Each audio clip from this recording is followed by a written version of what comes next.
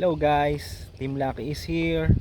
Nandito tayo ngayon ulit sa Tulay ng Pag-ibig.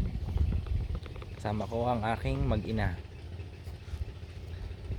Guys, naalala nyo pa nung pumunta tayo dito, may nakita tayong buntis na kambing. At eto na siya ngayon guys, ipapakita ko sa inyo. Grabe, sobrang lumaki na sila oh. Eto na siya guys, ang laki na nila. Dalawang baby dati noon, ngayon malaki na. Ayan guys oh, napakita ko sa inyo. Yan.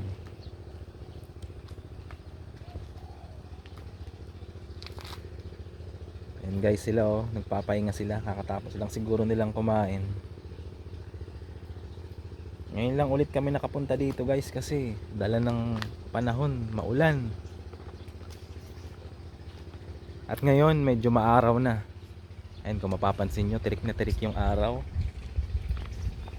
Ayan guys oh, yung tubig, kita nyo naman. Halatang katapos lang ng mga pag-ulan kasi lumalim yan. Dati mababa na yan guys, nakikita nyo ba yun?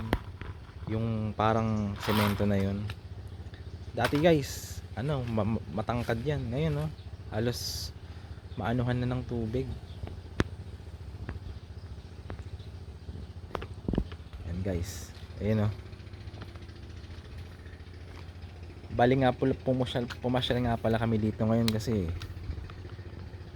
mainit din sa loob ng bahay. Kaya nagpahangin kami dito. Naming magpahangin dito para ma-refresh lang yung utak. Ayan. Tingnan nyo naman oh. Ang gandang tambayan dito guys. Kaya sa mga nakakanood ng video ko, pumunta na kayo dito kasi sobrang ganda guys. Ayan oh. Ayan. Pwede dito mag-banding, mag-picnic, kumain. Kayo kung anong gusto nyo. Bagay pumunta dito guys pag linggo kasi pagkatapos magsimba, pumupunta ang mga tao dito para mamasyal.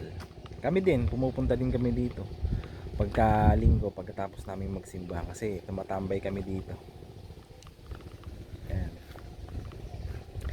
Hindi ko in-expect guys, ang laki na pala nung nung kambing na dati nakita lang natin. Ayun, sobrang laki na. Ayan. Ayan guys, yun na muna.